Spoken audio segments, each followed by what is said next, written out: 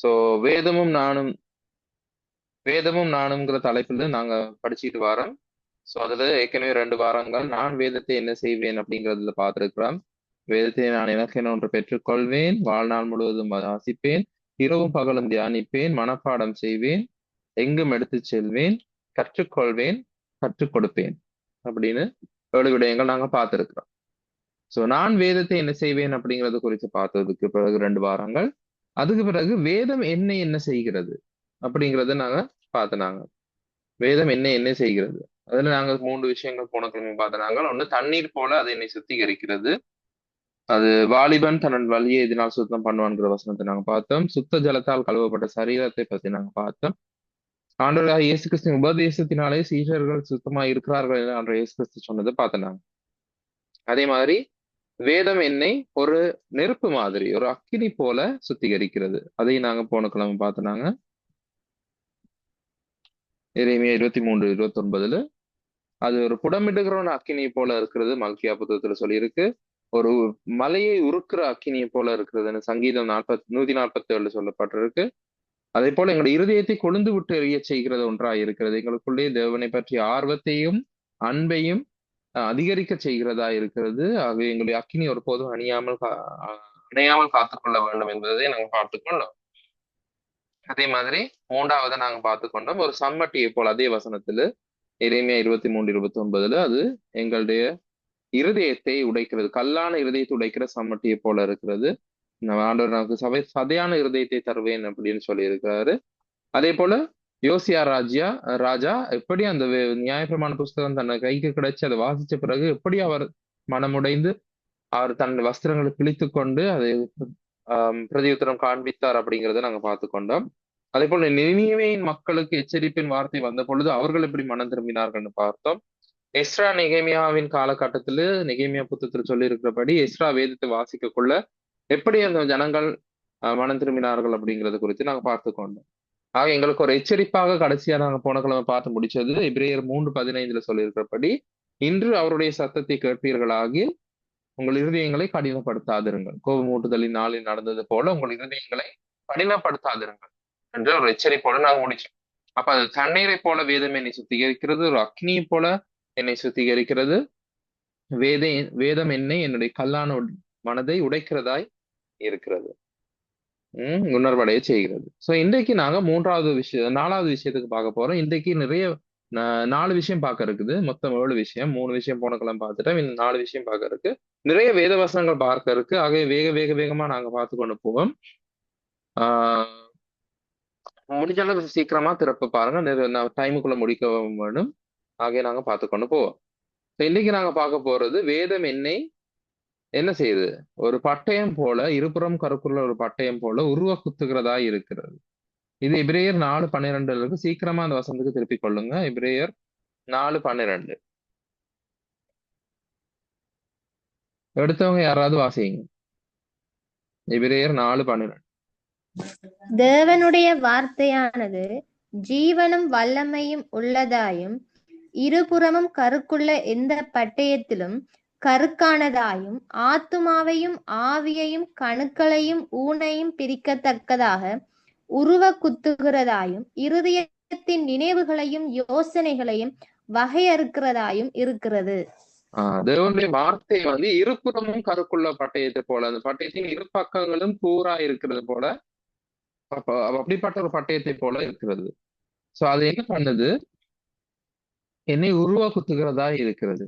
அது எந்தெந்த பாகங்களை உருவ குத்துகிறது அப்படிங்கிறது நாங்க பாக்குறதுக்கு முன்னுக்கு சபையின் ஆரம்பத்துல நடந்த முதலாவது பிரசங்கம், பெந்தெகோஸ்தே நாளில் பேதுரு செய்த முதலாவது பிரசங்கத்துக்கு நாங்க போனோம். அப்போஸ்தலர் 2வது அதிகாரத்துல பேதுரு அங்க பிரசங்கம் பண்றார்.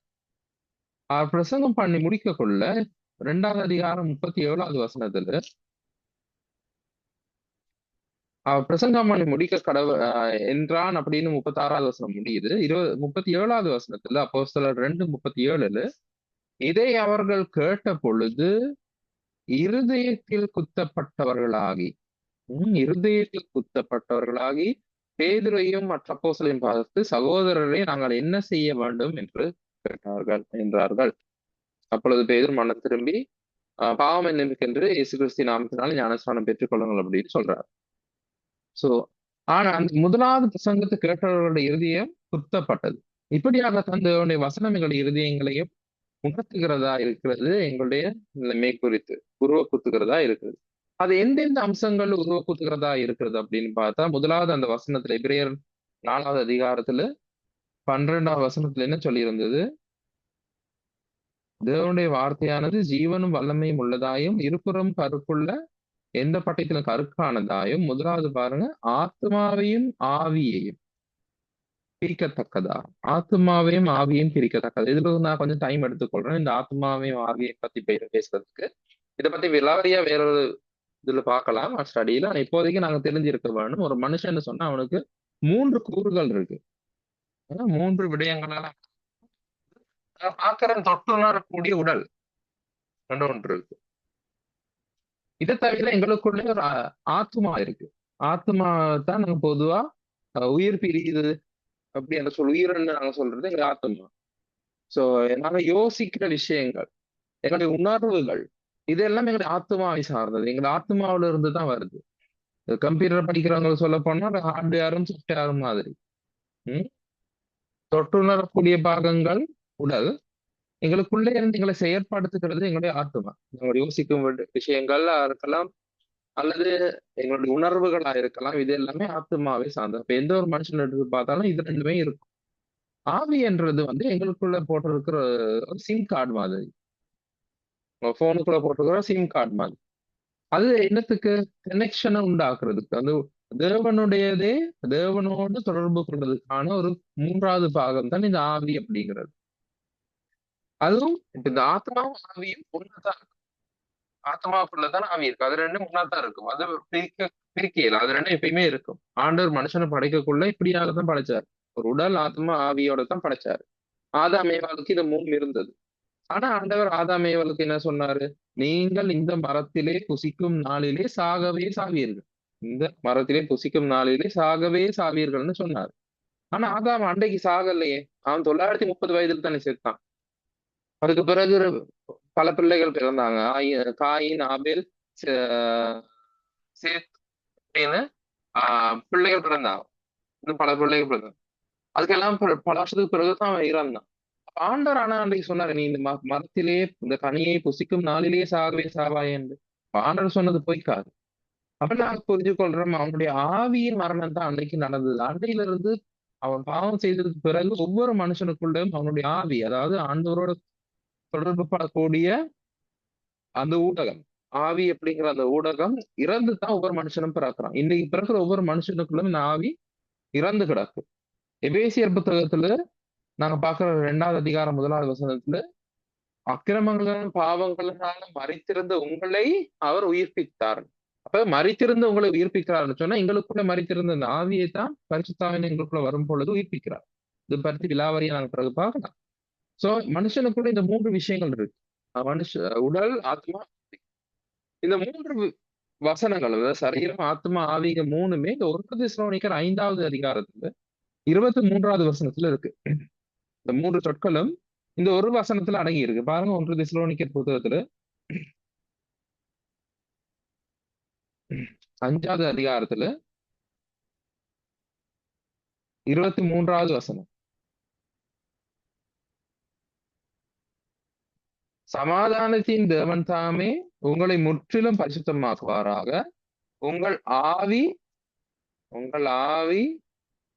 ஆத்மா, சரீரம் முழுவதும் நம்முடைய கர்த்தராகிய இயேசு கிறிஸ்து வரும் பொது குற்றமற்றதாய் இருக்கு. மனுஷன்னு சொல்ற முழுவதும் அப்படின்னா, அவன ஆவி, அவனுடைய ஆத்மா, அவனுடைய சரீரம், இந்த 3ம் சேர்ந்ததுதான் மொத்த மனுஷன். சோ அப்படிப்பட்ட அந்த ஆத்மாவும் ஆவியும், மனுஷனுக்குள்ள இருக்கிற அந்த ஆத்மாவும் ஆவியையும் இலகுல யாரும் அது ரெண்டுக்கும் பிரிச்சு பார்க்க முடியாது. எங்களுடைய உணர்வுகளின் படியால நாங்க செயல்படுறோமா, அப்படி இல்லைன்னா உண்மையால ஆண்டவரால வர்ற ஆவியினால ஆவிக்குரிய விடயங்களை நாங்க நிதானிக்கிறோமா, எங்களோட உணர்வினால் செய்யறோமா, ஆவிக்குரிய விடயங்களாக செய்யறோமா அப்படிங்கறத பிரிச்சு அறிகிறதுக்கு. நாங்க ஒரு விஷயத்தை செய்யறோம், உணர்ச்சி வசப்பட்டு செய்யறோமா, இல்ல ஆவியின் நேர்தல்னால செய்யறோமா அப்படிங்கறது பிரிச்சு பாக்குறதுக்கு இந்த பட்டயம் தேவைப்படுது. ஆத்மாவுக்கும் ஆவிக்கும் நடுவுல உறுதி குத்தி அது ரெண்டுக்கும் இருக்க வித்தியாசத்தை எடுத்து காட்டுது. இல்ல நீ இந்த முடிவு எடுத்தது உணர்ச்சி பூர்வத்தினால தான் இந்த முடிவு எடுத்திருக்கிற, இல்ல இது ஆவியினால் வழிநடத்தப்பட்டு வந்த முடிவு அப்படிங்கறது எங்களுக்கு பிரிச்சு உணர்த்தி காட்டுவதற்கு வேதம் அவசியமா இருக்கு. வேதத்தின் மூலமாகத்தான் அது எங்களுடைய ஆத்மாவுக்கும் ஆவிக்கும் இடையிலான வித்தியாசத்தை அது உருவக்குத்தி பிரிச்சு காட்டக்கூடியதா இருக்கு. எபிரேயர் 4ஆம் அதிகாரம் 12ஆம் வசனத்துல நாங்க பாக்குற ரெண்டாவது விஷயம் தான் கணுக்களும் ஊனும். கணுக்களும் ஊனும். இத பத்தி எனக்கு பெருசா பேச தெரியாது. ஆஹ் ஒரு டாக்டர் தான் இது கேட்கணும்.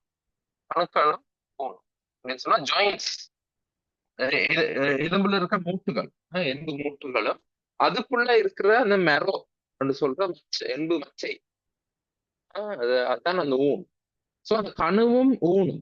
இப்போ ஒரு டாக்டர் போய் கேட்டு பாருங்க, ஒரு சர்ஜன், ஒரு சத்திர சிகிச்சை வைத்தியர்கிட்ட கேட்டு பாருங்க, அவர் சொல்லுவாரு எலும்புக்கும் அந்த மச்சைக்கும் இடையில எவ்வளவு வித்தியாசம், எவ்வளவு இடைவெளி இருக்கு, அது எப்படி அது அந்த இடத்த போயிட்டு தொட முடியுமா அப்படிங்கிற விஷயங்களும் டாக்டர் கேட்டு பாருங்க.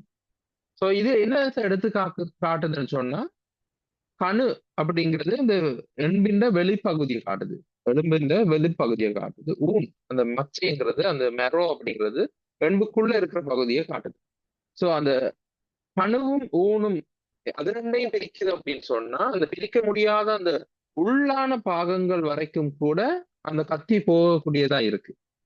ஒரு சத்திர சிகிச்சை நிபுணர் கத்தி போயிட்டு அதை வெட்டுற மாதிரியே யோசிச்சு கொள்ளலாம் நினைக்கிறேன். சோ கணுவும் ஊனும் அந்த உள்ளா இருக்கிற விஷயத்த கூட அது தொடக்கூடியதா இருக்கு. சோ உள்ளிந்திரியங்கள் அப்படின்னு பரிசுத்த வேதாகமத்துல நிறைய வசனங்கள் பயன்படுத்தப்பட்டிருக்கு. ஆண்டவரே என்னுடைய உள்ளிந்திரியங்களை சோதித்து அறியுங்கள், சோதித்து பாரும், உன்னுடைய உள்ளிந்திரியங்களை நான் அறிந்திருக்கிறேன் அப்படின்னு ஆண்டவர் சொல்ற வசனங்கள் இருக்கு. சோ இது உங்களுக்காக நீங்களா செய்ய வேண்டிய ஒரு ஸ்டடி. நான் அதனாலதான் வசனம் போல இதை பத்தி நிறைய வசனங்கள் இருக்கு, எல்லா வசனங்களும் பார்க்க நேரம் இல்லை. அதனாலதான் உள்ளிந்திரியங்கள்ங்கிற வார்த்தையை மட்டும் நான் வச்சிருக்கிறேன். நீங்க இந்த உள்ளிந்திரியங்கள் அப்படிங்கிற வார்த்தையை வச்சு பைபிள்ல தேடி பாருங்க, அது தொடர்பா ஆண்டவர் என்ன சொல்றாரு. ஆண்டவர்களுடைய உள்ளான மனதை அறிகிறவரா இருக்கிறார். எங்களுக்குள்ள என்ன இருக்கு அப்படிங்கிறத எடுத்து காட்டுறதா வேதம் இருக்கு. சோ எங்களை உள்ளிந்திரியங்களை சோதித்து பார்க்கிறதாக வேதம் இருக்கு. சோ அதுதான் இந்த வேதம் எங்களுடைய கணுக்களை மூணையும் பிரிக்கத்தக்கதாக உருவ குத்துகிறது அப்படிங்கிறதுடைய அர்த்தம். எங்களுடைய ஆத்மாவையும் ஆவியையும் பிரிக்கிறது. எங்களை உணர்ச்சி பூர்வமான முடிவுகள் எடுக்கிறோமா, ஆவியின் ஏவுதல்னால முடிவுகள் எடுக்கிறோமான்றது பிரிச்சு காட்டுறதும் இதனுடைய வசனம் தான். எங்களுடைய உள்ளான மனிதனுக்குள்ள எங்களுக்குள்ள என்ன ஒளிஞ்சிருக்குதோ அதை போயிட்டு ஆழமா குத்தி பார்க்கறதும் தேவனுடைய வேதம் தான். அந்த எபிரேயர் 4:12 இருக்கிற மூன்றாவது விஷயம் தான் நினைவுகளும் யோசனைகளும். நினைவுகளும் யோசனைகளும் இது இங்கிலீஷ்ல புரிஞ்சு கொள்றதுக்கு கொஞ்சம் இலகுவா இருக்கும்னால இங்கிலீஷ் வேர்ட்ஸையும் நான் போட்டிருக்கிறேன். Thoughts and இன்டென்ட்ஸ். தாட் எங்களோட நினைவுகள், இன்டென்ட் எதுக்காக நாங்க அதை செய்யறோம் அப்படிங்கிறது. இதை பாக்குறதுக்கு ஒரு சின்ன வரைபடம் போட்டிருக்கேன் பாருங்க. இந்த தாட், அதாவது நினைவுகள் அப்படிங்கிறதுக்கு, தாட் இந்த நினைவுகள் அப்படிங்கிறதுக்கு கிரேக்க சொல் வந்து எனோயா, இந்த ரெண்டாவதா இருக்கு. இது ரெண்டும் நான் இந்த வரைபடத்துல இது ரெண்டையும் மாத்தி போட்டிருக்கேன். நினைவுகள் செகண்டா வருது, யோசனைகள் ஃபர்ஸ்டா வருது. அதுக்கு ஒரு காரணம் இருக்கு. நினைவுகள் செகண்டா வருது. இந்த கிரேக்க சொல் எனோயா, இந்த தாட் அப்படிங்கிறது வந்து ரீசன்ஸை குறிக்குது. எதுக்காக நான் இதை செய்யறேன், என்ன பிளானிங், அதுகளை குறிக்குது. இன்டென்ட் அப்படிங்கிறது வந்து என்னுடைய ஆசை, என்னுடைய காரணம், என்னுடைய மோட்டிவ்ஸ், உள்நோக்கத்தை குறிக்குது. யோசனை அப்படிங்கிறது என்னுடைய உள்நோக்கத்தை குறிக்குது. ஸோ ஃபர்ஸ்டா ஒரு பாவம் செய்யக்குள்ள, எல்லாரும் ஒரு விஷயம், ஒரு செயல் செய்யக்குள்ள இதுதான் ஆர்டர், இப்படித்தான் நாங்க நடந்து கொள்வோம். ஃபர்ஸ்டா எங்களுக்குள்ள ஒரு யோசனை வரும், இது செய்யணும், எனக்கு இது செய்யணும் அப்படிங்கிற ஒரு யோசனை வரும். பிறகு அந்த யோசனைய செயற்படுத்துறதுக்காக நான் நினைச்சு பிளான் பண்ணுவேன். இப்ப தாவீதுர கதையை எடுத்து பார்த்தா அவனுக்கு ஒரு யோசனை வந்தது, அந்த பெண்ணை அடைய வேணும் என்ற ஒரு யோசனை வந்தது. அதுக்கு அவன் பிறகு பிளான் பண்றான், என்னென்ன பண்றான், என்னென்ன செய்யலாம் அப்படிங்கிற பிளான் பண்றான். ஸோ அது தாட்ஸ். ஸோ அதுதான் நினைவுகளும் யோசனைகள். ஸோ ஃபர்ஸ்டா என்தமெசிஸ் என்று சொல்லுவாங்க அது கிரேக்கத்துல. அதாவது இன்டென்ட், ஃபர்ஸ்டா யோசனை வருது, இப்படி ஒண்ணு செய்யணும். அதுக்கு பிறகு அதை பிளான் பண்ணி கொண்டு போற என்னோயா இருக்கு. அதை பிளான் பண்ணி கொண்டு போற எண்ணம் யாரு, அதாவது தாட் இருக்கு. இது ரெண்டும் சேர்ந்து தான் அவுட்கம் என்னுடைய செயலா வெளிவருது அல்லது என்னுடைய வார்த்தையா வெளிவருது. இது ரெண்டும் சேர்ந்து. சோ அந்த யோசனைகளும் நினைவுகளையும் கூட அது ரெண்டுக்கு நடுவுல போயிட்டு பிரிச்சு காட்டுறது. இது உண்டு, நீ இந்த செயலை செய்வதற்கு காரணம் இந்த யோசனை, நீ உள்நோக்கம் இப்படி ஒண்ணு இருக்கு, நீ இது செய்வதற்கான இந்த செயலை செய்வதற்கான யோசனை இதுதான் காரணம், நீ இப்படி யோசிக்கிறது, இப்படி நீ உனக்கு இந்த நினைவு இந்த பிளானிங் வாரதுக்கு இந்த தாட்ஸ் உனக்கு வாரதுக்கு காரணம் இது அப்படிங்கிற அந்த பாகுபாடு கூட பரிசுத்த வேதாகம் தான் எடுத்துக்காது. இப்படி பிரிக்க முடியாதுன்னு நாங்க நினைக்கிற விஷயங்களை கூட, இப்படி ஒன்றோட ஒட்டி இருக்கிற இந்த விஷயங்களை கூட தேவனுடைய வசனம் எங்களுக்கு பிரிச்சு காட்டுது. இது சரி, இது தவறு. எங்களுடைய உள்ளிந்திரியங்கள் ஆராயிறது மாதிரி எங்களுடைய எண்ணங்களை, எங்களுடைய நினைவுகளை, எங்களுடைய யோசனைகளை அது வகையறுத்து காட்டுகிறது. தமிழ்ல சரியான வேர்டு வகையறுத்து காட்டுகிறது. நினைவுகளையும் யோசனைகளையும் வகையறுத்து காட்டுகிறது. இது இந்த கேட்டகரியை சேரும், இது இந்த கேட்டகரியை சேரும் அப்படிங்கிறத வகையறுத்து காட்டுது. சோ வேதம் என்னை உருவ குத்துது, எனக்குள்ளா பியர்சிங் உருவ குத்துது. உருவ குத்தி என்னுடைய ஆத்மாவுக்கும் ஆவிக்கும் இடையிலான வித்தியாசத்தை காட்டுது, என்னுடைய உள்ளார்ந்த இந்திரியங்களை இருக்கிற வித்தியாசங்களை காட்டுது, என்னுடைய நினைவுகளுக்கும் யோசனைகளுக்கும் இடையில வித்தியாசங்களை காட்டுது, அதனுடைய உள்நோக்கத்தை என்னன்றத சுட்டி காட்டு. சோ இது 4வது விஷயம். அடுத்த 5வது விஷயத்துக்கு போனா விளக்கு. இது நிறைய பேருக்கு தெரிஞ்ச வசனம். சொல்லுங்க பாப்பா, யாராவது இந்த வசனம் எங்க இருக்குண்டு? சண்டே ஸ்கூல் பாட்டு எல்லாம் இருக்கு.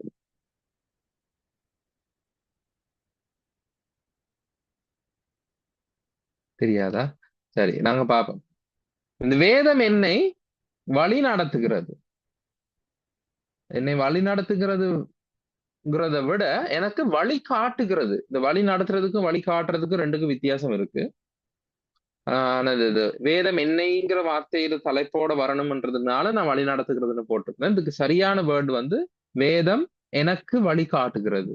வேதம் எனக்கு வழி காட்டுகிறது அப்படிங்கிறது தான் இதுக்குரிய சரியான சொல்லா இருக்கும். வேதம் எனக்கு வழி காட்டுகிறது. ஸோ வேதம் என்னை வழி நடத்துகிறதுன்னு சொல்லலாம், அல்லது வழி காட்டுகிறது தான் அக்யூரேட்டா இருக்கும், சரியா இருக்கும். ஸோ இந்த வசனம் எங்க இருக்கு? சங்கீதம் 119 105. திருப்பங்க பாப்போம். சங்கீதம் 119 105.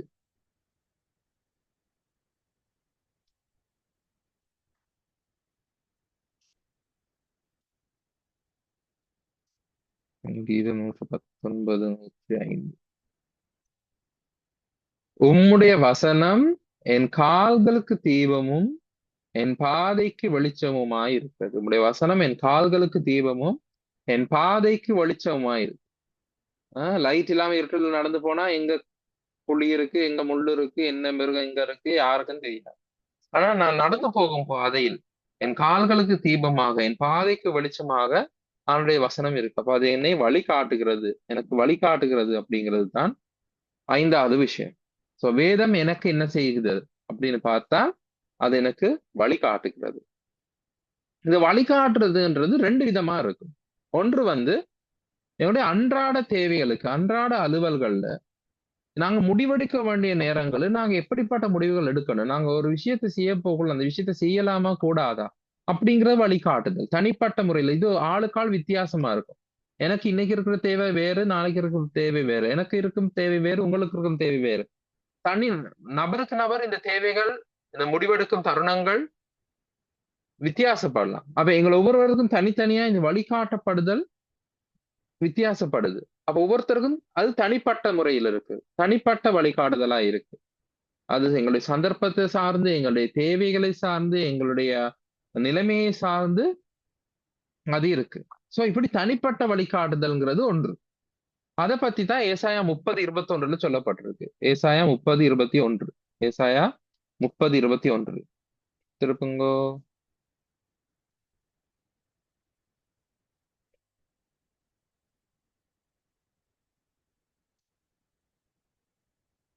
இது தனிப்பட்ட வழிகாட்டுதலை பொறுத்து. நீங்கள் வலப்புறம் சாயும் பொழுதும், வலதுபுறம் சாஞ்சா என்ன, இந்த பக்கம் போகலாம் அப்படின்னு இந்த பக்கம் சாஞ்சா என்ன, அப்படி இல்லாட்டி இடதுபுறம் சாயும் பொழுதும், இல்ல இப்படி செய்து பார்ப்போம் அப்படின்னு நீங்க இடது பக்கமா சாய்ஞ்சு போனா என்ன, வழி இதுவே இதிலே நடவுங்கள் என்று வழி இதுவே, இதிலே நடவுங்கள் என்று உங்களுக்கு பின்னாலே சொல்லும் வார்த்தையை உங்கள் காதுகள் கேட்கும். அப்ப அந்த வார்த்தை வந்து எங்களுக்கு இல்ல இல்ல இதுதான் வழி. வலது பக்கம் யோசிப்பீங்க, நாங்க அவர்கிட்ட போயிட்டு கேட்டு பார்ப்போமா, அந்த விஷயத்தை செய்து பார்ப்போமா, இல்லாட்டி இடது பக்கம் இப்படி ஒருக்கா செய்து பார்ப்போமா அப்படின்னு யோசித்து முடிவெடுக்க முடியாத இருக்கிற நேரங்கள்ல அது எனக்கு வழி காட்டுகிறதா இருக்குது. இல்லை, வழி இதுவே, இதிலே நடவுங்கள் அப்படின்னு எனக்கு சொல்றதா இருக்கு. சோ இது வந்து தனிப்பட்ட வழிகாட்டுதலை குறிக்குது. எங்களை ஒவ்வொருத்தருக்கும் அன்னன்னை தேவைக்கு ஏற்ற மாதிரி, அன்றன்றைய நிலைமைக்கு ஏற்ற மாதிரி எங்களுக்கு வழிகாட்டுகிறதா இருக்கிறது. அதற்கு வேதம் எனக்கு உதவுகிறது, எனக்கு வழிகாட்டுகிறது. இன்னொரு விதமான வழிகாட்டுதல் இருக்கு, அது எல்லா விசுவாசிகளுக்கும் பொதுவானது. எல்லா விசுவாசிகளுக்கும் பொதுவானது. அதை குறிச்சு இப்ப நான் 10 வசனம் போட போறேன். பொதுவான வழிகாட்டுதலை குறித்து 10 வசனம். அதாவது நாங்க எப்படி நடக்க வேண்டும், நான் நடக்க வேண்டியது எப்படி, நான் எவ்வாறு நடந்து கொள்ள வேண்டும் என்றது குறித்து ஒரு 10 வசனம். இதை விட நிறைய வசனம் இருக்கு, நீங்களே தேடி பார்க்கலாம். இப்போதைக்கு ஒரு 10 வசனம் நான் போட போறேன். எல்லாத்தையும் திருப்பி பார்க்க போறது இல்லை, நேரம் போதாது. வசனங்களை சொல்லிக்கொண்டு போறேன், நீங்க எழுதி வச்சு கொள்ளுங்க. இதை எனக்கு பிறகு பைபிளை திருப்பி வாசிச்சு பாருங்க. முதலாவது ரோமர் 6:4 சொல்லப்பட்டிருக்கு, நீங்கள் புதிதான ஜீவன் உள்ளவர்களாய் நடந்து கொள்ளுங்கள். இது விசுவாசிகளுக்கு பொதுவானது. எல்லா விசுவாசிகளுமே இப்போ நாங்க கிறிஸ்துவுக்குள் வந்ததுக்கு பிறகு புது மனிதர்களாய் இருக்கோம், புதிய மனுஷர்களாய் இருக்கிறோம். அப்ப எங்களுக்குள்ள புதிய ஜீவன் இருக்கு, நாங்க புதிதாய் பிறந்தவர்களாய் இருக்கிறோம். அப்ப வேதம் எங்களுக்கு சொல்லுது, நீங்க புதிதான ஜீவன் உள்ளவர்களாய் நடந்து கொள்ள வேண்டும். இந்த எல்லா வசனங்களும் இந்த நடந்து கொள்ளுதல் அப்படிங்கிற வார்த்தை இருக்கு. சோ இந்த வசனங்கள் குறித்து வச்சுக்கோங்க, பாருங்க. சோ நாங்கள் வந்து புதிதான ஜீவனுள்ளவர்களாய் நடந்து கொள்ள வேண்டும். ரோமர் 13:13 சீராய் நடந்து கொள்ளுங்கள்னு இருக்கு. 1 தெசலோனிக்கர் 4:11 யோக்கியமாய் நடந்து கொள்ளுங்கள்ங்கிற வார்த்தை இருக்கு. ரோமர் 13:13 சீராய் நடந்து கொள்ளுங்கள், 1 தெசலோனிக்கர் 4:11 யோக்கியமாய் நடந்து கொள்ளுங்கள். இது வந்து பொதுவான மக்கள், ஒரு அவிசுவாசிகள் முன்னால நாங்க நடந்து கொள்ள வேண்டிய விதம், அவிசுவாசிகளுக்கு சாட்சியாக நாங்க எப்படி நடந்து கொள்ள வேண்டும் விசுவாசிகள் அப்படிங்கிறது குறித்து இந்த 2 சொற்கள் பயன்படுத்தப்பட்டிருக்கு. சீராய், விசுவாசிகள் அல்லாதவர்களுக்கு முன்பாக, புறம்பே இருக்கிறவர்களுக்கு முன்பாக நாங்கள் சீராய் யோக்கியமாய் நடந்து கொள்ள வேண்டும். 2 கொரிந்தியர் 5:6 சொல்லுது, நமக்கு மனப்பாடமா இருக்கலாம் இந்த வசனம், நாம் தரிசித்து நடவாமல் விசுவாசித்து நடக்கிறோம். விசுவாசத்து நடக்கிறோம். அப்ப விசுவாசத்தினாலே நாம் நடக்க வேண்டியவர்களாய் இருக்கிறோம். கலாத்தியர் 5:16 சொல்லுது, ஆவிக்கு ஏற்றபடி நடந்து கொள்ளுங்கள். ரோமர் புத்தகத்தில் இதுக்கு ஒப்பான வசனங்கள் நீங்க பார்க்கலாம். மாம்சத்தின் படி நடவாமல் ஆவியின் படி நடந்து கொள்ளுகிறவர்களுக்கு இனி ஆக்கினி தீர்ப்பு இல்லை. அந்த மாதிரி அந்த வசனத்தையும் நீங்க ரோமர் 8வது அதிகாரத்திலிருந்து எடுத்துக்கொள்ளலாம். சோ ஆவிக்கு ஏற்றபடி நடவுங்கள் அப்படின்னு கலாத்தியர் 5:16 சொல்லப்பட்டிருக்கு. கொலோசியர் 1:10 சொல்லப்பட்டிருக்கு, கர்த்தருக்கு பிரியமுண்டாக அவருக்கு பாத்திரராக நடந்து கொள்ளுங்கள். கர்த்தருக்கு பிரியமுண்டாக அவருக்கு பாத்திரராக நடந்து கொள்ளும். சோ இதெல்லாம் வந்து பொதுவா விசுவாசிகளுக்கு சொல்லப்பட்ட விஷயங்கள். நாங்கள் நடந்து கொள்ள வேண்டும். வேத வசனம் எங்களுக்கு வேதத்தில் எப்படி நடந்து கொள்ள வேண்டும் என்று சொல்லி இருக்கு. எங்களுக்கு கிறிஸ்தவ வாழ்க்கைங்கிறது சட்ட புத்தகம் இல்லை. அந்த 10 கட்டளைகள் வந்து இவர்களுக்கு, யாரு, இஸ்ரவேலர்களுக்கு கொடுக்கப்பட்டது, விசுவாசிகளுக்கானது அல்ல. விசுவாசிகள் நடந்து கொள்ள வேண்டியது இப்படி. எங்களுக்கு 1வது சட்டம், 2வது சட்டம், 3வது சட்டம் இப்படி எல்லாம் இல்லை. சட்ட புத்தகத்தை கடைபிடிக்கிறவர்கள் அல்லனா. ஆனா நமக்கு நாம் நடந்து கொள்ள வேண்டியது எப்படின்னு வேதம் நமக்கு வழிகாட்டுறது பொதுவான வழிகாட்டுதல். நாங்கள் புதிதான ஜீவனுள்ளவர்களை நடந்து கொள்ள வேண்டும், புறம்பே இருக்கிறதுக்கு முன்பாக சீராய் யோக்கியமாய் நடந்து கொள்ள வேண்டும், விசுவாசத்திலே நடந்து கொள்ள வேண்டும், ஆவிக்கேற்றபடி நடந்து கொள்ள வேண்டும், கர்த்தருக்கு பிரியமுண்டாக கர்த்தருக்கு பாத்திரராக நடந்து கொள்ள வேண்டும். இதுல 5 விஷயம் இருக்கு. இன்னொரு 5 விஷயம் இதே மாதிரி நான் சொல்ல போறேன். இந்த 5 விஷயமும் எபேசியர் புத்தகத்திலிருந்து எடுக்கப்பட்ட 5 விஷயங்கள். இந்த எபேசியர் புத்தகத்தில் மட்டுமே 5 நடத்தைகள், வாக் அப்படிங்கிற வார்த்தை பயன்படுத்தப்பட்டிருக்கு. முதலாவது, நற்கிரியைகளில் நடக்கும்படியாக தேவன் முன்னமே அவற்றை நமக்கு ஆயத்தம் பண்ணி இருக்கிறார் அப்படின்னு எபேசியர் 2:10 சொல்லி இருக்கு. நாங்கள் செய்ய வேண்டிய நற்கிரியைகள், நாங்கள் என்னென்ன நற்கிரியைகள் ஈடுபட வேண்டும் அப்படிங்கிறது ஆண்டவர் முன்னமே நியமிச்சு வச்சிருக்கிறார் அப்படின்னு சொல்லப்பட்டிருக்கு. அந்த நற்கிரியைகளில் நாம் நடந்து கொள்ள வேண்டும் அப்படிங்கிறது எபேசியர் 2:10 சொல்லப்பட்டிருக்கு. எபேசியர் 4:1 சொல்லுகிறது, நாங்கள் அழைக்கப்பட்ட அழைப்புக்கு பாத்திரவான்களாய் நடந்து கொள்ள வேண்டும். ஆண்டவர் எங்களை ஒரு நோக்கத்துக்காக அழைச்சிருக்கிறார். அந்த அழைக்கப்பட்ட அழைப்புக்கு பாத்திரவான்களாக நாம் நடந்து கொள்ள வேண்டும். எபேசியர் 5:2 சொல்லுது, நாங்கள் அன்பிலே நடந்து கொள்ள வேண்டும். நாங்கள் எது செஞ்சாலும் அதுல அன்பு இருக்க வேண்டும். நியாய பிரமாணத்தை கடைபிடிச்சு எதுவும் செய்யக்கூடாது. நாங்கள் எது செஞ்சாலும் அதுல அன்போட செய்யணும். சோ அன்பிலே நடந்து கொள்ள வேண்டும். எபேசியர் 5:8 சொல்லுது, நாம் வெளிச்சத்தின் பிள்ளைகளாய் நடந்து கொள்ள வேண்டும். எதையும் மறைச்சு ஒளிச்சு செய்யக்கூடாது. நாங்கள் வெளிச்சத்தின் பிள்ளைகள், எல்லாத்தையும் பகிரங்கமா பயம் இல்லாம வெளிச்சத்துல செய்யக்கூடிய விஷயங்களை செய்யணும். மற்றவங்களுக்கு தெரியாம ஒளிச்சு மறைச்சு நாங்க செய்வோமா இருந்தால் அது பாவம். நாங்க பாவம் எல்லாமே மற்றவங்க தெரியாம ஒளிச்சு தானே செய்வோம். ஏன்னா தனியா ரூம்ல இருக்கக்குள்ளதான் நாங்க அதை செய்வோம். அப்படி செய்கிறவர்கள் வெளிச்சத்தின் பிள்ளைகள் அல்ல. அப்ப வேதம் சொல்லுது, வெளிச்சத்தின் பிள்ளைகளாய் நடந்து கொள்ளுங்கள். உங்களுடைய வாழ்க்கை டிரான்ஸ்பேரண்டா இருக்கணும் எல்லாருக்கும். மற்றவர்களுக்கு வெளிப்படையா இருக்க வேண்டும். எபேசியர் 5:15 சொல்றதுக்கு கவனமாய் நடந்து கொள்ளுங்கள். கவனமாய்ங்கிற வார்த்தை பயன்படுத்தப்பட்டிருக்கு. கவனமாய் நடந்து கொள்ளுங்கள். அதற்கு ஒப்பாக கொலோசியர் 4:5 ஞானமாய் நடந்து கொள்ளுங்கள் அப்படின்னு சொல்லி. சோ இந்த 10 வசனங்களிலுமே நடந்து கொள்ளுங்கள் அப்படிங்கிற ஒரே சொல் பயன்படுத்தப்பட்டிருக்கு. ஆங்கிலத்துல வாக் அப்படிங்கிற வார்த்தை, கிரேக்க மொழியிலும் ஒரே சொல் தான் இந்த 10 வசனங்களிலும் பயன்படுத்தப்பட்டிருக்கு. சோ இப்படியாக நாம் எப்படி நடக்க வேண்டும்னு பொதுவாக விசுவாசிகளுக்கு வேதம் வழிகாட்டி இருக்கு. இப்படியாக நான் நடந்து கொள்ள வேண்டும். இதை தவிர தனிப்பட்ட வழிகாட்டுதலையும் வேதம் நமக்கு அன்னன்னைக்கு தேவையான வழிகாட்டுதல்களையும் ஏசாயா 30:21 சொல்லுகிறது போல எங்களுக்கு தருகிறதா இருக்கு. ஆகவே வேதம் என்னுடைய கால்களுக்கு தீபமும் என் பாதைக்கு வெளிச்சமுமா இருந்து என்னை வழி நடத்துகிறது, எனக்கு வழிகாட்டுகிறதாய் இருக்கிறது. 5வது விஷயம். அடுத்து 6வது. இது என்னது? இது கண்ணாடி. கண்ணாடியில என்ன நடக்கும்? கண்ணாடியில எங்களோட முகத்தை போயிட்டு பார்த்தா அது எனக்கு என்னை காட்டுகிறது. வேதம் எனக்கு காட்டுகிறது. நான் யார் அப்படிங்கறது எனக்கு காட்டுகிற ஒரு கண்ணாடியா இருக்கு. இந்த வசனத்தை நாங்க திருப்பி வாசிக்க வேணும். பாருங்க, யாக்கோபு 1:23-25 வரைக்கும். யாக்கோபு புதிய ஏற்பாட்டுல யாக்கோபு 1:23-25 வரை. 23-25 வரை. யாக்கோபு 1:23-25 வரை. ஒருவன் திருவசனத்தை கேட்டும் அதின்படி செய்யாதவனானால் கண்ணாடியிலே தன் சுபாவ முகத்தை பார்க்கிற மனுஷனுக்கு ஒப்பாய் இருக்கிறான். கண்ணாடியில போயிட்டு என் முகத்தை பார்த்தா, இப்ப இந்த மீட்டிங் தொடங்கும் முன்னுக்கு நான் போயிட்டு கண்ணாடியில போயிட்டு தலையை சீவிட்டு வந்தேன். இப்ப என் மீட்டிங்ல இருக்கக்குள்ள என் தலைமுடி எப்படி இருக்குன்னு நான் மறந்துட்டேன்.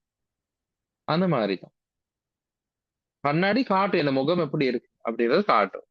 அப்ப நம்ம முதல்ல கண்ணாடியில் போய் பார்க்கக்குள்ள தலைமுடி களைஞ்சிருக்குன்னு நான் செய்வேன். அது நான் செய்த செயல். கண்ணாடி என்ற தலையை சீவி விடாது. இல்லாட்டி என் முகத்துல ஏதாவது அழுக்கு இருந்தா கண்ணாடி வந்து துடைச்சு விடாது. கண்ணாடி காட்டும், இன்னைக்கு ஒரு ஊத்த இருக்கு, தலை குழம்பி இருக்கு அப்படின்னு கண்ணாடி காட்டும். நான் தான் அதை சரி செய்யணும். நான் எந்த கையால தான் நான் அதை செய்யணும், இல்லாட்டி எந்த கையால தான் நான் அதை துடைக்கணும். அவ வேதமும் ஒரு கண்ணாடி போல என்னோட நிலைமையை எடுத்து காட்டும். ஆனா நான் அது செயல்படணும். அதுதான் சொல்லுது, திருவசனத்தை ஒருவன் கேட்டும் அதன்படி செய்யாதவனான. அப்ப திருவசனத்தை கேட்கறதுங்கிறது ஒரு விஷயம். அப்ப கண்ணாடி போல காட்டுது எனக்கு. நான் திருவசனத்தை கேட்கும் பொழுது அது ஒரு கண்ணாடி போல கேட்கும் பொழுதுன்னு சொன்னா திருவசனத்தை வாசிக்கும் பொழுது அது என்னோட நிலைமை எனக்கு காட்டுது. ஆனா காட்டினா நான் அதன்படி செய்யவும் வேண்டும். பாருங்க 24வது வசனம். அவன் தன்னைத்தானே பார்த்து அவ்விடம் விட்டு போன உடனே தன் சாயல் இன்னதென்று மறந்து விடுவான். சுயாதீன பிரமாணமாகிய பரிபூரண பிரமாணத்தை உற்று பார்த்து பாருங்க, பரிசுத்த வேதாந்தம் கொடுக்கப்படுறதுக்கு அழகான பேரை பார்த்து, சுயாதீன பிரமாணமாகிய பூரண பிரமாணம். பழைய ஏற்பாட்டுல என்னது? நியாய பிரமாணம். பழைய ஏற்பாட்டுல நியாய பிரமாணம். இப்ப புதிய ஏற்பாட்டு விசுவாசிகளுக்கு என்ன கொடுக்கப்பட்டிருக்கு? நியாய பிரமாணம் இல்ல. புதிய ஏற்பாட்டு விசுவாசிகள் கொடுக்கப்பட்டிருப்பது நியாய பிரமாணம் அல்ல, சுயாதீன பிரமாணமாகிய பூரண பிரமாணம். இதை பத்தி நாங்க வேற ஒரு ஸ்டடி தனியா செய்வோம். இது அழகான ஒரு வார்த்தை. இஸ்ரவேல் மக்களுக்கு நியாய பிரமாணம், சட்டத்திட்டங்கள் இருந்தன. எங்களுக்கு சுயாதீன பிரமாணமாகிய பூர்ண பிரமாணம் தான் இருக்கு. இதை பத்தி பிறகு பார்ப்போம். சோ அதை உற்று பார்த்து, புதிய ஏற்பாடுல சொல்லப்பட்டிருக்கிற அந்த விஷயங்களை நாங்க உற்று பார்த்து அதிலே நிலைத்திருக்கிறவனே கேட்கிறதை மறக்கிறவனாய் இராமல் அதற்கேற்றபடி அதற்கேற்ற கிரியையை செய்கிறவனாய் இருந்து தன் செய்கையில் பாக்கியவானாய் இருப்பான். சோ நியாயப்பிரமாண சுயாதீன பிரமாணமாகி பூர்ண பிரமாணத்தை உற்று பார்க்க வேண்டும், அதிலே நிலைத்திருக்க வேண்டும். அவன் தான் கேட்கிறத மறக்காமல் அதற்கேற்ற கிரியை செய்கிறவனாய் இருந்து செய்கையில் பாக்கியவானாய் இருப்பான். திருக்குறள் ஞாபகம் வருதா? கற்க கசடர கற்பவை கற்ற பின் நிற்க அதற்கு தக. அதுதான் அந்த மாதிரி தான். சோ நாங்க வேத வசனத்தை சொல்லுகிறத நாம் என்ன செய்யணும்? செய்ய வேண்டும். சோ அது யாக்கோபு 1 அதிகாரம் 23 25 வரை. நான் 10ஆம் ஆண்டு படிக்கக்குள்ள எனக்கு ஒரு டீச்சர் சொன்னாங்க. என்ன சொன்னாங்க? சொல்றது என் கடமை, செய்யறது உன்ன உரிமை. சொல்வது என் கடமை, செய்வது உன் உரிமை அப்படின்னா உண்மைதானே? வேதம் எனக்கு காட்டுது இது செய்யணும். அதை செய்யறது செய்யாம போகிறது என்னுடைய உரிமை.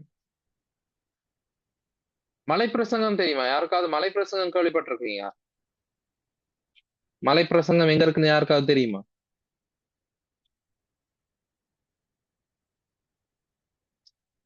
சர்மன் ஆன் த மவுண்ட் அப்படின்னு சொல்லுவாங்க. மத்தேயு, வெரி குட், தேங்க்யூ. மத்தேயு 5வது அதிகாரத்துல இருந்து 7வது வசனம் வரைக்கும், சாரி 5வது அதிகாரத்துல இருந்து 7வது வசனம் வரைக்கும் மலைப்பிரசங்கம் இருக்கு.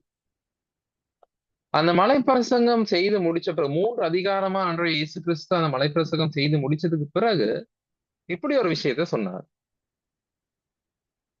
ஞாபகம் வருதா? இப்படி படத்தை பார்த்தா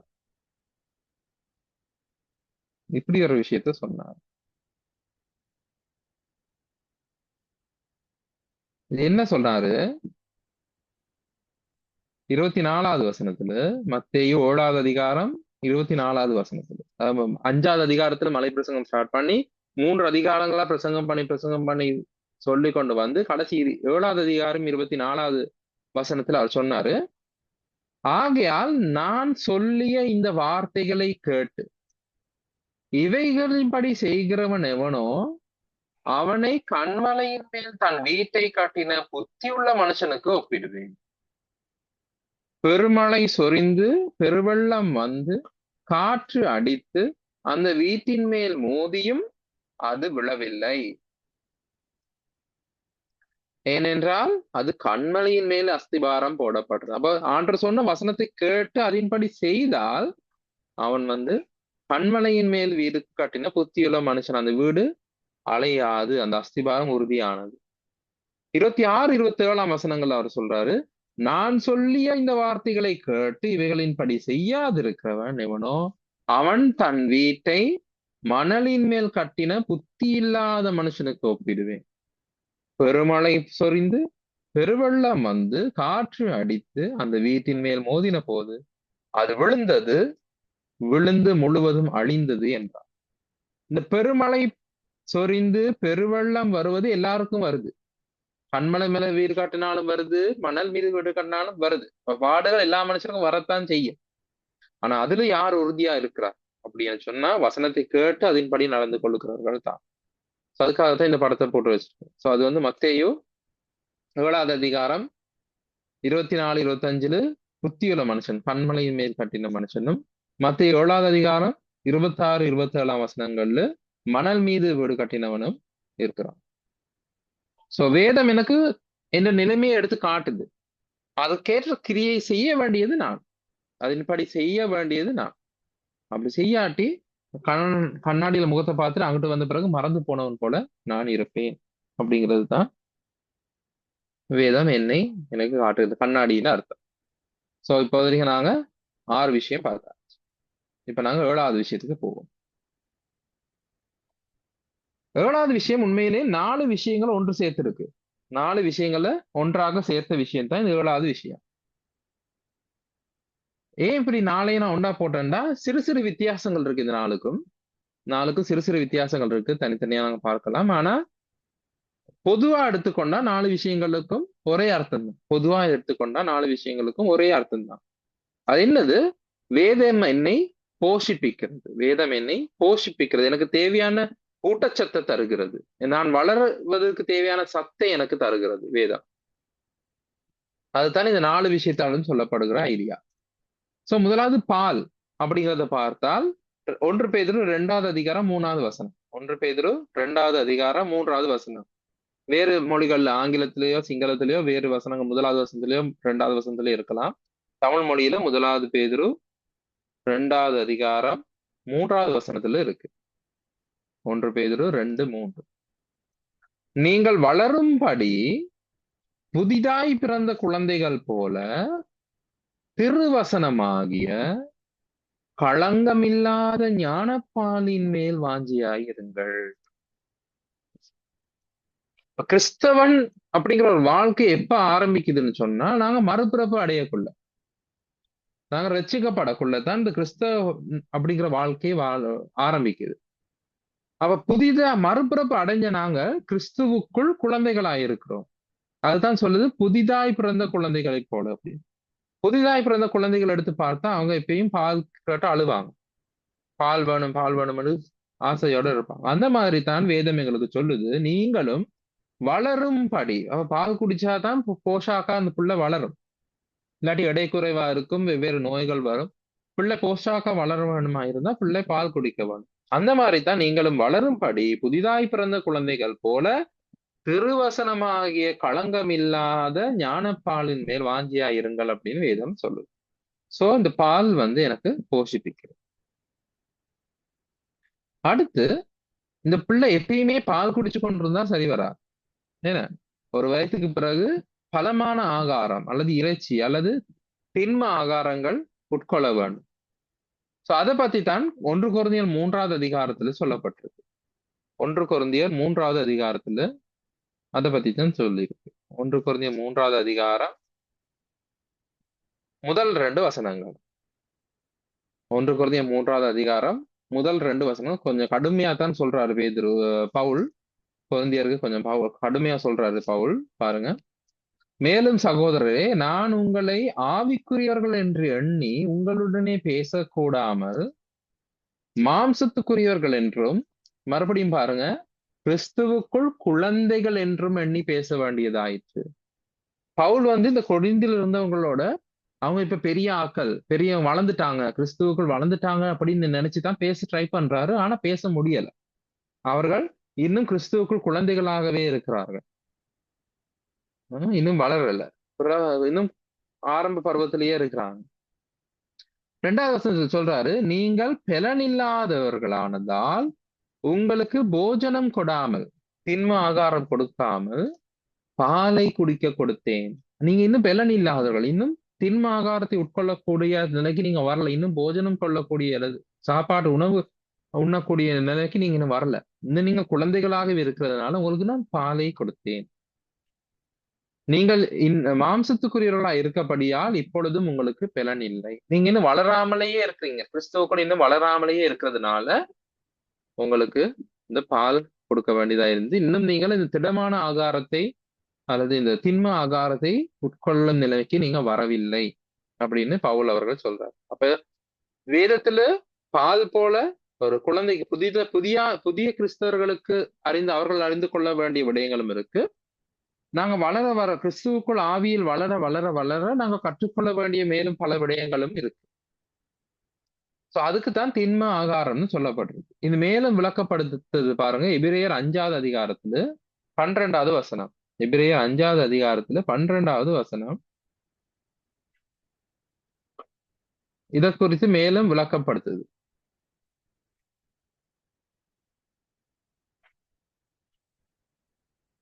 எபிரேயர் 5 12 இருந்து 14 வரைக்கும். ஓகே, எபிரேயர் 5.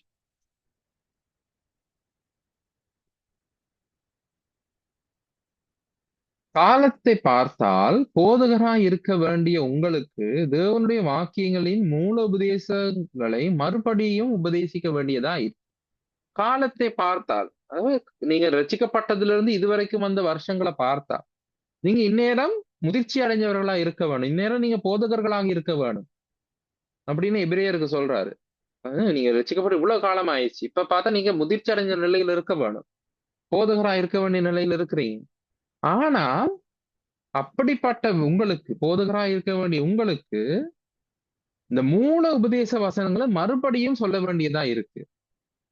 அடுத்த லைன்ல சொல்லுது 12வது வசனத்துல, நீங்கள் பலமான ஆகாரத்தை அல்ல பாலை உண்ணத்தக்கவர்கள் ஆனீர்கள். நீங்க இன்னும் பலமான ஆகாரத்தை உட்கொள்ள நிலைக்கு வரல, இன்னும் பாலையே உண்டு கொண்டிருக்கிறீர்கள். 13வது வசனம், பால் உண்கிறவன் குழந்தையாயிருக்கிறதுனாலே நீதியின் வசனத்தில் பழக்கம் இல்லாதவனாய் இருக்கிறான். அப்ப முதிர்ச்சி அடைந்து ஆவியில் ஒரு முதிர்ச்சி நிலை வரும் பொழுதுதான், வேத வசனங்களை அதிகமாய் கற்றுக்கொண்டு வளர்ந்து திடமாய் இருக்கும் பொழுதுதான் இந்த நீதியின் வசனங்களில் பழக்கம் கிடைக்கிறது. நீதியின் வசனங்களை நீங்கள் கற்றுக்கொள்ளக்கூடியதா. இது இன்னும் குழந்தையை போல நீங்கள் அந்த பால் போன்ற விடயங்களை மட்டுமே உட்கொள்ளக்கூடியவர்களா இருக்கிறீர்கள். 14வது வசனம் மேல விளக்குறது பாருங்க. பலமான ஆகாரமானது நன்மை தீமை இன்னதென்று பயிற்சியினால் பகுத்தறியத்தக்கதாக. ஒவ்வொரு வார்த்தையும் நல்ல அர்த்தம் இருக்கு. இப்ப படிப்பிக்க டைம் இல்ல, பாருங்க. பலமான ஆகாரம் யாருக்கு தேவைப்படும், யாருக்கு உகந்ததா இருக்கும், யாரால ஜீரணிக்கக்கூடியதா இருக்கும்னா, நன்மை தீமை இன்னது என்று, இது நல்லது இது கெட்டது அப்படின்னு பயிற்சியினால் பகுத்தறியத்தக்க நல்ல எக்ஸ்பீரியன்ஸ் இருக்கணும். கிறிஸ்துவுக்குள் ஆவிக்குரிய விடயங்கள் நல்ல எக்ஸ்பீரியன்ஸ் இருக்கணும். பயிற்சியினால் பகுத்தறியத்தக்கதாக முயற்சி செய்யும் ஞான இந்திரியங்கள் தான் ஞானேந்திரியங்கள். ஞான இந்திரியங்கள் தான் ஞானேந்திரியங்கள். முயற்சி செய்யும் ஞானேந்திரியங்களாகிய பூரண வயதுள்ளவர்களுக்கே தகும். பூரண வயதுள்ளவர்களுக்கே தகும். வளர்ந்தவர்களுக்கு தான் அது தகுந்தது. அப்ப திருவாசனம் பால் போல குழந்தைகளுக்கு தேவையான ஆகாரத்தையும் கொடுக்குது, ஊட்டச்சத்தையும் போஷாக்கையும். வளர்ந்தவர்களுக்கான நீதியின் வசனத்தையும் பலமான ஆகாரத்தையும் கூட அது கொடுக்குது. இது ரொம்ப முக்கியமான விஷயம். இந்த பொதுவா இந்த வேதம் என்ன செய்கிறதுங்கிறது, இந்த 7 விஷயங்களை படிக்கக்குள்ள ஃபர்ஸ்டா படிப்பிக்கிறது இதுதான். பாலும் பலமான ஆகாரத்தை பத்தி தான் படிப்பிப்பாங்க. ஆனா நான் ஃபர்ஸ்டா தண்ணீர்ல சுத்தமடிக்கிறது ஆரம்பிச்சு, தண்ணீர் போல சுத்தமாக்குகிறதுங்கிற ஆரம்பிச்சு, கடைசியா தான் பால் பலமான ஆகாரத்தை பத்தி பேசுறேன்னு கேட்டா, இதோட இந்த வேதமும் நானும் அப்படிங்கிற பாடம் முடியுது. 4 வாரங்கள் ஆச்சு. இதுக்கு பிறகு புதுசா ஒரு ஸ்டடி ஸ்டார்ட் பண்ண போறோம். அது இது எபிரேயர் 5வது அதிகாரத்தின் கடைசி வசனம்.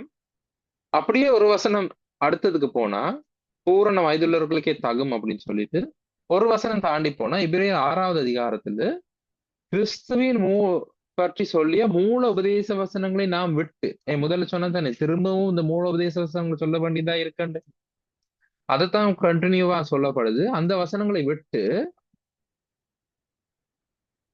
பூரணராகும்படி கடந்து போவோமாக. அப்ப அந்த பூரணராகும்படி, அப்ப இதுக்கும் அடுத்த ஸ்டடிக்கும் கனெக்ஷன் இருக்கு. அப்ப ஃபர்ஸ்டா நாங்க இந்த மூல உபதேச வசனங்கள் எவை அப்படிங்கறத பார்க்க போறோம். கிறிஸ்துவின் மூல உபதேச வசனங்கள் எவை அப்படிங்கறது தான் நாங்க அடுத்த ஸ்டடியா செய்ய போறோம். அதுக்கு பிறகு 3வது ஸ்டடியா இந்த பூரணமாகுதல் அப்படின்னா என்னங்கிறத பார்க்கலாம். சோ இந்த எபிரேயர் 5வது அதிகாரத்துல 12வது வசனத்துல 14வது வசனத்துல அதான் சொல்லுது. 12வது வசனத்துல மூல உபதேச வசனங்களை மறுபடியும் உபதேசிக்க வேண்டியது ஆயிடுச்சு. அப்ப நாங்க அடுத்த ஸ்டடி ஸ்டார்ட் பண்ண போறோம். இதுதான் கிறிஸ்துவின் மூல உபதேச வசனங்கள் எவை அப்படிங்கறது அடுத்த ஸ்டடி. அது ஒரு 4-5 மாசம் போகும். அது 4 வாரத்துல எல்லாம் முடிக்க இயலாது, 4-5 மாசம் போகும். அதுக்கு பிறகு அந்த பூரண வயதுள்ளவர்களுக்கே தகும், பூரணராகும்படி கடந்து போவோம் என்ற அந்த பூரணராகுறத பற்றி படிப்போம். சோ இது ஒரு கனெக்ஷன் வரணுங்கிறதுக்காக தான் நான் இதை 7வதா வச்சிருக்கு. பால் பலமான ஆகாரம். சோ இதுல இருந்து தான் நாங்க அடுத்த ஸ்டடி ஸ்டார்ட் ஆக போகுது. இது 2 தவிர இன்னும் 2 படம் நான் போட்டிருக்கேன், இந்த படத்துல பார்க்கலாம். அது என்னது, ஒன்று தேன். தேனை பற்றின வசனங்கள் நீங்க இந்த வசனங்கள் வாசிச்சு பார்க்கலாம்.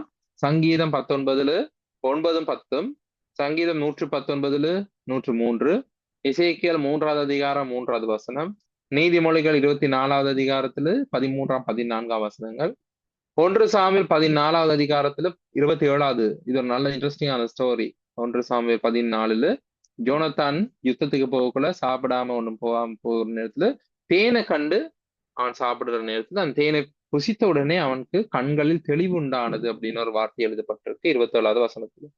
அப்ப இந்த தேன் எங்களுடைய கண்களுக்கு தெளிவு உண்டாக்குகிறது. எங்களுக்கு சோர்ந்து போயிருக்கிற நேரத்துல, முடிவெடுக்க முடியாம இருக்கிற நேரத்துல, தெளிவு இல்லாம இருக்கிற நேரத்துல சோர்ந்து போயிருக்கின்ற எங்கள் உடலுக்கு தேவையான ஊட்டச்சத்தை தேன் வழங்குகிறதா இருக்கிறது.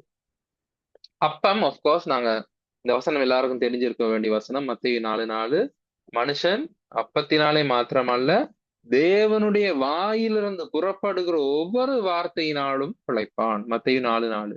உபாகமத்தில் சொல்லப்பட்டது அன்றைய இயேசு கிறிஸ்து தன்னுடைய சோதனை நேரத்துல எடுத்து பயன்படுத்தினாரு. மனுஷன் அப்பத்தினாலே மாத்திரமல்ல தேவனுடைய வாயிலிருந்து புறப்படுகிற ஒவ்வொரு வார்த்தையினாலும் பிழைப்பான். அப்ப தேவனுடைய வார்த்தை ஒரு அப்பம் போல எனக்கு தேவையான அன்றாட போஷணையை தருகிறது. இதுல யோபு ரொம்ப இன்ட்ரெஸ்டிங்கான ஒரு வார்த்தை இது இதே தொடர்புல ஒரு வசனம் சொல்றாரு, அதை மட்டும் பார்ப்போம். யோபு 23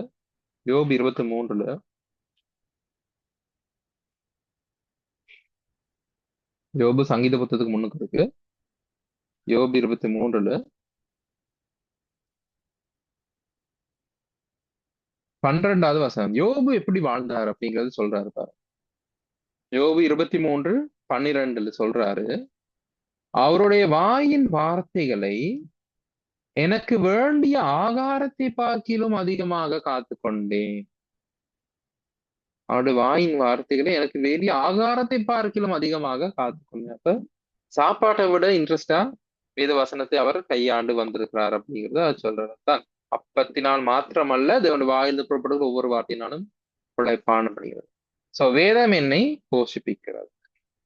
ஸோ இந்த போஷணை எப்படி வருதுங்கிறது தான் 4 விஷயங்கள் நாங்க பார்க்கணும். இதை தவிர நீங்க வேதம் பொண்ணுக்கு ஒப்பிடப்பட்டிருக்கு, அதை வச்சு நீங்க ஸ்டடி ஒன்று செய்யலாம். ஆனா வேதம் என்ன செய்கிறது அப்படிங்கிற தலைப்புக்கு நாங்க இந்த 7 விஷயங்கள் பார்த்திருக்கிறோம். என்னது? வேதம் என்னை தண்ணீரை போல சுத்திகரிக்கிறது, நெருப்பை போல சுத்திகரிக்கிறது, என்னுடைய கல்லான பிடிவாதமான இதயத்தை ஒரு சம்மட்டியை கொண்டு நொறுக்குகிறது, என்னுடைய உள்ளிந்திரியங்களை ஆராய்ந்து எனக்குள்ளே இருக்கிறதே உருவ குத்தி எனக்குள்ள இருக்கும் நினைவுகளையும் யோசனையும் வகையறுத்து காட்டுகிறது, இருபுறம் கருக்குள்ள பட்டயமா இருக்கிறது, என் கால்களுக்கு தீபமா என் பாதைக்கு வெளிச்சமா எனக்கு தேவையான வழிகாட்டுதலை தருகிறது, நான் யார் அப்படிங்கிறது எனக்கு எடுத்து காட்டுது, என்னுடைய நிலைமை எனக்கு கண்ணாடியை போல எடுத்து காட்டுது, அதே போல என்னை போஷிப்பிக்க செய்கிறது. சோ இதுதான் வேதம் என்ன செய்கிறது. நான் வேதத்தை என்ன செய்வேன்னு 7 விஷயம் நாங்க பார்த்தோம். அதே மாதிரி வேதம் என்ன செய்கிறது அப்படிங்கிறதும் 7 விஷயங்கள் நாங்க பார்த்திருக்கோம். சோ இந்த 4 வாரம்னா நாங்க படிச்ச எல்லா விஷயத்தையும் சாராம்சமா சொல்ல போனால் இந்த 2 வசனங்கள்ல சொல்லிடலாம். இந்த வசனத்தை பாடமாக்கி வச்சுக்கொள்ளுங்க. ரொம்ப முக்கியமான வசனம். வேத வாக்கியங்கள் எல்லாம் தேவ ஆவியினால் அருளப்பட்டிருக்கிறது. நாங்க ஏற்கனவே பார்த்தோம். என்ன எத்தனை 1600 வருஷங்களா 40க்கு மேற்பட்டவர்கள் 66 புத்தகங்கள் எழுதி வச்சிருக்காங்க. ஆனா வாசிக்குள்ள ஒரு புத்தகம் மாதிரி இருக்கு. சோ வேத வாக்கியங்கள் தேவ ஆவியினால் அருளப்பட்டிருக்கிறது. தேவனுடைய மனுஷன் தேறினவனாக, பூர்ண வயதுள்ளவர்களை பத்தி பார்த்தோம்.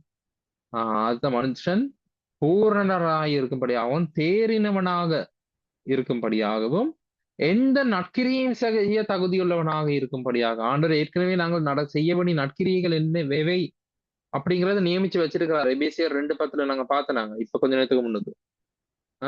அப்ப நாம் நடக்க வேண்டிய நற்கிரியைகள் செய்ய நாம் தகுதியுள்ளவர்களா இருக்கும்படியாக நாம் எப்படி நடந்து கொள்ள வேண்டும் அப்படிங்கறத அறிந்து கொள்ளும்படியாக அவைகள் உபதேசத்துக்கு மூல உபதேச வசனங்கள் நாங்க பதிச்சு நாங்க அதை பத்தி பார்க்க போறோம். சோ அவைகள் உபதேசத்துக்கும் கடிந்து கொள்ளுதலுக்கும் சீர்திருத்தலுக்கும் நீதியின் வசனத்தை பத்தி பார்த்தனாங்க நீதியை படிப்பிக்குதலுக்கும் பிரயோஜனம் உள்ளவர்களாய் இருக்கிறது. அப்ப இந்த 4 வாரங்களை நாங்க பார்த்து எல்லாத்தையும் சாராம்சமா இந்த 2 வசனங்களை சொல்லிடலாம். வேத வாக்கியங்கள் எல்லாம் தேவ ஆவியினால் அருளப்பட்டிருக்கிறது. தேவனுடைய மனுஷன் தேறினவனாகவும் எந்த நற்கிரியும் செய்ய தகுதியுள்ளவனாகவும் இருக்கும்படியாக அவைகள் உபதேசத்துக்கும் கடிந்து கொள்ளுதலுக்கும் சீர்திருத்தலுக்கும் நீதியை படிப்பிக்குதலுக்கும் பிரயோஜனம் உள்ளவைகளாய் இருக்கிறது. 2 தீமோத்தேயு 3வது அதிகாரம் 16-17. சோ யாருக்காவது ஏதாவது கேள்வி இருந்தா கேட்கலாம்.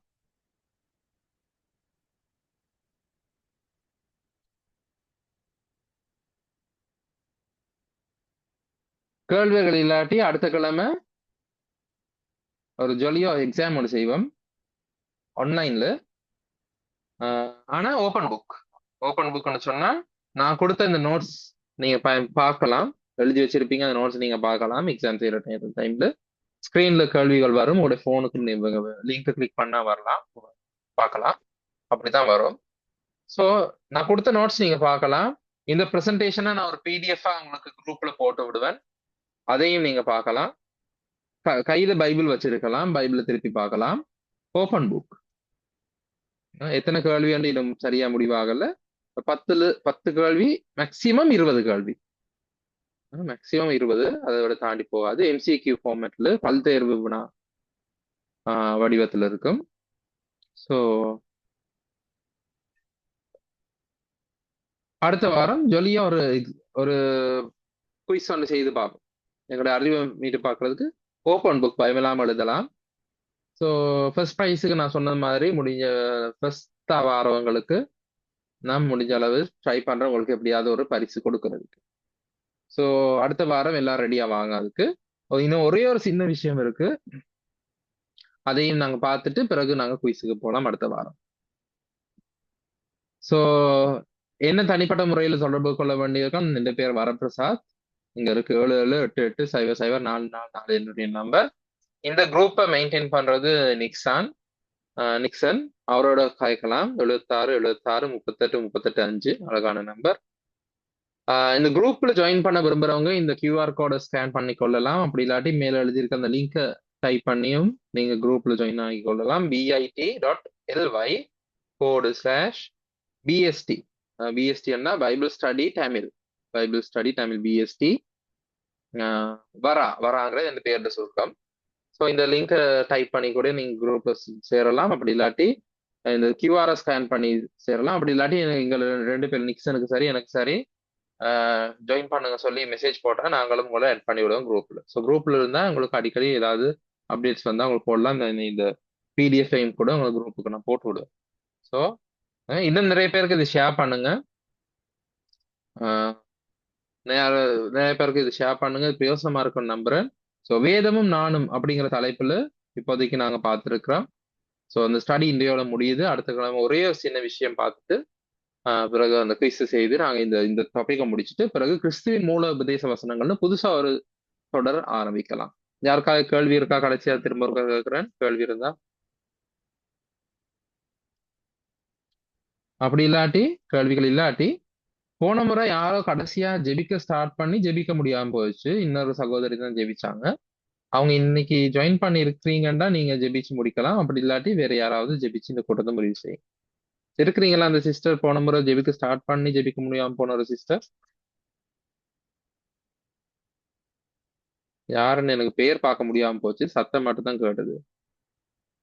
ஸ்டார்ட் பண்ணக்குள்ளே இன்னொரு சிஸ்டர் ஸ்டார்ட் பண்ணிட்டாங்க. அப்படி இல்லைன்னு நினைக்கிறேன். அந்த சிஸ்டர் இன்றைக்கு வரல போல. சரி, அப்ப பிரதர் ராஜன் நீங்க ஜெபிக்கக்கூடிய நிலையில இருக்கிறீங்களா?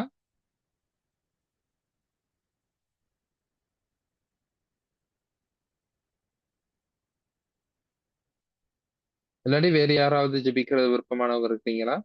ஜெபிச்சு இந்த கூட்டத்தை நிறைவு செய்யலாம். மகா இரக்கமும் கிருபையும் நிறைந்த நல்ல ஆண்டவரே, அருமையான இந்த நாளிலும் கூட இந்த வேதாமத்தை நாங்கள் கற்றுக்கொள்ள நீங்க பாராட்டிய மகா தயவுக்காக நன்றி செலுத்துகிறோம். ஆண்டவரே, நாங்கள் கற்றுக்கொள்கிற ஒவ்வொரு காரியத்தையும் எங்களுடைய மனதிலே பதித்து வைத்துக் கொள்ளவும், அதை எங்களுடைய வாழ்க்கையிலே நடைமுறைப்படுத்திக் கொள்ளவும் கற்றுக்கொள்ளவும் எங்களுக்கு உதவி செய்யுங்க. அதே போல கற்றுக் கொடுக்கிற சவரனை கூட உங்களுடைய கருத்துல ஒப்புக் கொடுக்கிறேன். பரிசுத்த ஆவியானவர் தாமே கூட இருந்து வழி நடத்தும்படியாக ஜெபிக்கிறேன். இன்னும் அதிகமான பேர் இந்த வேதாம கற்றத்திலே கலந்து கொள்ள ஆண்டவர் தாமே உதவி செய்யுங்க. தேவன் தாமே கூட இருந்து வழி நடத்தும்படியாக எல்லாவற்றையும் உங்களுடைய திவ்யமான கருத்துல ஒப்புக் கொடுத்து ஆண்டவராகிய இயேசு கிறிஸ்து நாமத்தில் ஜெபிக்கிறேன், ஜீவனுள்ள நல்ல பிதாவே. ஆமென். Thank you brother. Okay brother.